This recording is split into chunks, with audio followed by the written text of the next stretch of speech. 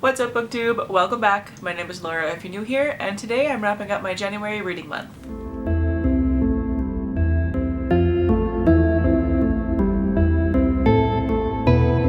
So for January, I had a great reading month. I didn't read all the books that were on my TBR from Operation, which I'll leave linked down below for you. I didn't read two of them. One of them I started reading Call of the Hawk and I just wasn't in the mood for it, so I put it down. And then I did not get to Thunderhead by Neil Shusterman. I just didn't do it. It's fine. Was that this month? That was this month, right? So didn't finish that TBR, but that's okay. I still read 7 books this month, which is great. I read 2,013 pages. So for where I sourced these books from, 2 of them were from Scribd, 1 was borrowed, and 4 were books that I already owned. I read 1 ebook, 5 print books, and 1 audiobook. There were 5 fantasy books last month and 2 nonfiction, which is rare for me, but here we are. 5 of these books were for an adult audience and 2 of them were YA, which is also weird for me. I normally have a lot more YA than adults. But hey, we're changing things up a little bit. And then my star rating breakdown, I had 3 3 stars, 3 4 stars, and 1 5 star. Okay, so let's get right into the reviews then. Starting with The Night Circus by Erin Morgenstern. You already know that I loved this book. I did a full review on this one for my I Finally Read That series. Well, I'll leave that link down below if you want to check it out. So I'm not gonna go into like full detail with this one, but basically this book takes place from like the end of the 1800s to the early 1900s, and it centers around this circus that only comes around at night, and there is a magical competition taking place within it. Oh god, there's a spider on my wall! Oh god! Oh no! Oh no! Oh no! Oh no! Oh no! Oh no! Oh god! Oh no! Oh no! Oh no! Oh no! Oh no! Oh no! Oh god! Oh no! I'm sorry! I'm sorry! I'm sorry! I'm sorry! Oh no! Oh god, it's my bed. Oh no. Oh god. Oh, it's still alive. Okay, I got it. Oh god. Oh god. We're back. We're calm. Everything is fine. Just gonna take a drink. Anyways, back to what I was saying. Just this beautiful story of all these people who are all interwoven together surrounding this beautiful magical circus that I want to be part of so badly. Oh man. But I gave this book 5 stars. I absolutely adored it. I had literally nothing bad to say about it. My only like almost downfall was that it was a little bit confusing for like most of the book, and it was very hard to follow all the different characters and like the timeline and everything. But like I didn't mind that. Even while reading it, I knew that at some point everything was going to like tie together and it would all make sense. So even though I was confused, I was just along for the journey and I loved every second of it. This also has one of my favorite tropes in it. I'm not going to say what it is, but it's the very last line of the book. If you've read it, you know what I mean. I absolutely adore that trope. It's one of my favorite things ever. I'm not sure why I love it so much. I just really do, and this one did that so beautifully. And then the reveal for that trope also made all the confusing bits and why the timeline was so scattered. It made all of that make sense. So I loved every bit of this book, and I'm just going to stop here before I start rambling about how much I loved it again. But yeah, 5 stars. Next up was A Conjuring of Light by V.E. Schwab. Oh man, oh I love this one so much.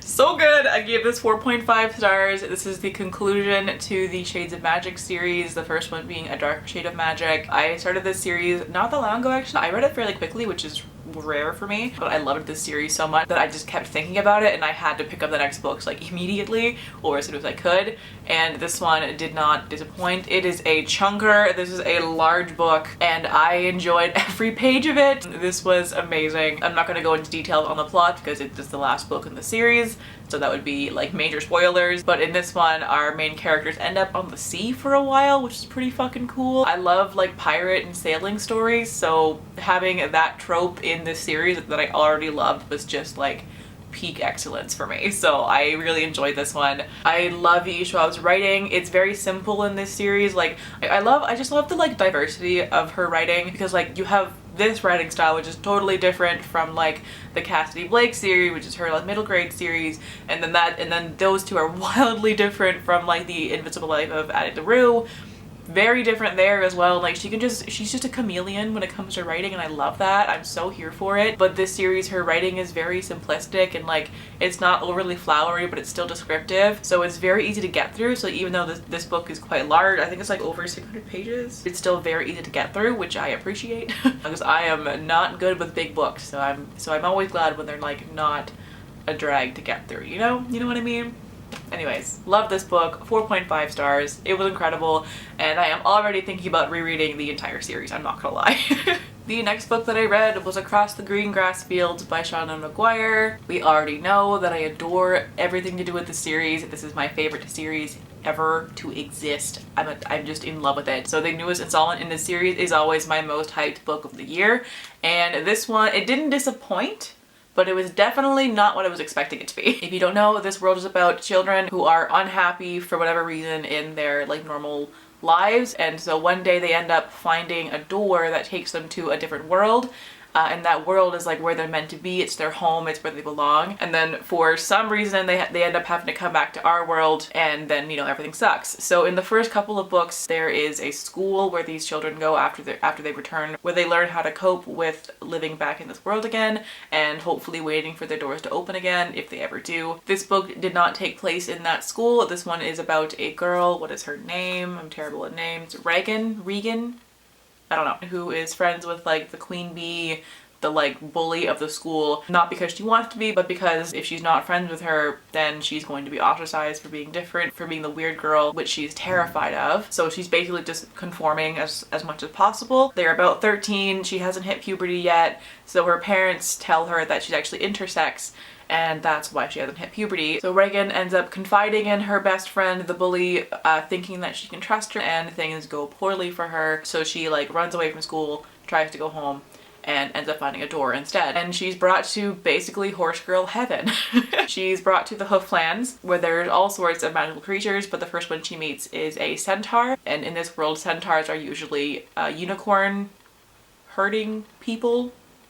I don't know the word, but they herd unicorns, which are stupid creatures, and they're hilarious. I love the idea of unicorns just like drinking a healthy dose of dumb bitch juice every day. That's basically what they do, and it's hilarious. And in the Hooflands, every time a human appears, that means that something is about to happen, and the human will have to save their world. So the premise of this book wasn't my favorite, but obviously I'm gonna read it because I love the series. I ended up liking it for the most part, but the ending was like not at all what I was expecting it to be. It was very anticlimactic. On the one hand, I do like how it ended because like it made sense with Regan's character, but it was also just like all this build up for nothing to happen. Like literally nothing happened. It was weird. But I liked the characters. The side characters were really fun. She makes friends with a kelpie and something else, some kind of bird creature. I forget the name of it, but it was hilarious and adorable. I loved all the characters. It was just the plot that kind of like dropped it down a little bit for me. So this one ended up getting a 4-star. Which is still an excellent rating, which just goes to show that even the books that I'm not the biggest fan of in this series are still fantastic for me.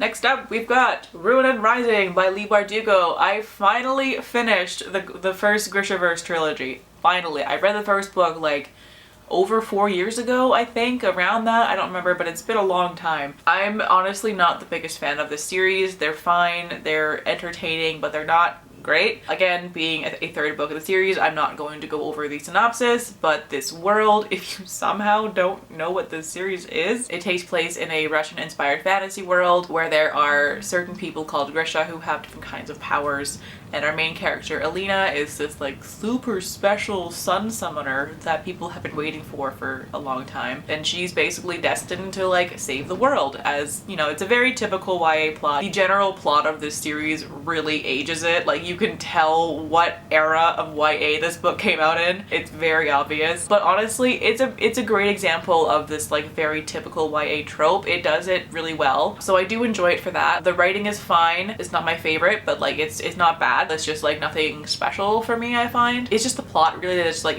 I like the political parts of it, but like I hate all the romance and just like the fucking love triangles. I hate that so much. But this being, you know, a whatever year YA novel, the romance was pretty heavy. But regardless, I enjoyed this series. It was fine. I'm really looking forward to the show coming out in April. That's why I'm trying to finish the series now so that I can actually watch the show and not be spoiled for it. But anyways, I am not even doing a review right now, I'm just rambling. This was fine. I enjoyed it. It was okay. I hated the plot twist. Hated it. Oh my god. Like I was sitting here in my living room reading it, and I got to the plot twist with the one with Mal, and I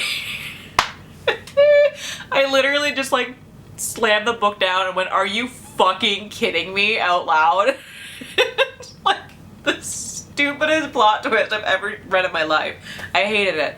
I hated the plot twist so much, but otherwise this book was okay. I didn't really, like, I don't have like strong feelings towards it aside from the plot twist being dumb. So yeah, this was, what did I even rate this? I don't even remember. I got 3 stars. I'm just gonna move on. So after that, I read a nonfiction book that I feel like I need to preface with context. So I work at a adult toy store, and in our clearance section we have a couple of like really old books that have been there for probably 15 years and no one's ever bought them. But with COVID we have like no traffic. Like literally we will go hours with not seeing a single person, which is great because people are staying home, but also I'm so fucking bored at work that I just, you know, picked up one of these books and read it. So I read the Masterclass Sex Toys by Mcdonald. I like even debated talking about this here because like I doubt anybody watching this is going to go and add this to their TBR, do I really need to review it? Probably not. But it's a book that I read, so I'm going to include it in here anyways. But this is literally just talking about sex toys and the various types that exist. And like they gave like examples of ones that are now very outdated. But for me reading this, given that I work in this industry, I learned nothing new from this. I already knew all of this information. It was a nice refresher, but, and again, like given how old this book is, the like examples they gave, very outdated. There are way better things now that exist, but the information is still sound. If you're curious about the different kinds of toys that exist, it's a great little resource for that. And I gave it 3 stars. And now we're into the books that I picked up on a whim because I was in a little bit of a reading slump. So these were the books that I read when I was trying to like make myself read Caught on the Hawk, and I just wasn't feeling it. So I was like, maybe I'll just like read something really short and it'll get me in the reading mood. And then I just did that twice and then the month was over. So the next book that I read was Your Soul is a River by Nikita Gill. This is a book of poetry. Apparently this author is very popular on Instagram, I think it was. So this one is split up into several parts, and then each part the poems center on a certain theme, which I liked at first, but I did find that it got very repetitive. For example, one of the sections was about like storms or something like that, and so every poem was about all these different emotions using the metaphor of storms, which is nice for like 2 poems, but after, you know, 30 of them, it's like, okay, I get it. Like, grief is like a storm, I get it. The poems individually were beautiful, but all together it was just like, I just kept hearing the same like 4 words just repeated again and again. So it was a little annoying. I can definitely see her poetry being better suited to reading like 1 or 2 a day, like through an Instagram feed. But yeah, reading them all together was a bit much, for me at least. Still beautiful writing though, so definitely recommend, but maybe just like read it in small doses. But yeah, 3 stars for this one. And the last book that I read this month was The Haunting of Tramcar015 by Djèlí Clark. This is a very short little novella set in Cairo, and it's about these 2 agents who work for, I forget the name of it, but basically they deal with like magical stuff, because in this world it's just been proven that like magic is real and things like jinn exist. They just walk around like normal people do. So magic and all of these like mythical creatures are very much just like part of their society. There is something haunting this tram car that's like hurting people, so these 2 agents are tasked with trying to get rid of it. So it was a really fun, quick read. I listened to this audiobook while I was like doing my weekly meal prep. Like there wasn't that much to it, which I enjoyed. I read this because it was going to be like a pretty quick, simple read without needing that much focus. And it also talks a lot about the feminist movement in Egypt, because that's happening alongside the agents dealing with this haunting. So it was a very interesting book. I really enjoyed it. The writing was beautiful. I loved it. I did find the narration of the audiobook to be kind of told in a weird way. Like it felt very robotic. There was like no emotion put into it. So it was kind of difficult to get into because of that, but like the writing was beautiful and the plot was great and the characters were fun. So overall a great time. And this one got 4 stars from me. So yeah, that concludes my January wrap up. Lots of great books this month, and yeah, I will leave that there. So thank you all so much for watching. I hope you're having a fantastic day wherever you are in the world, and I will catch you in the next video. Bye!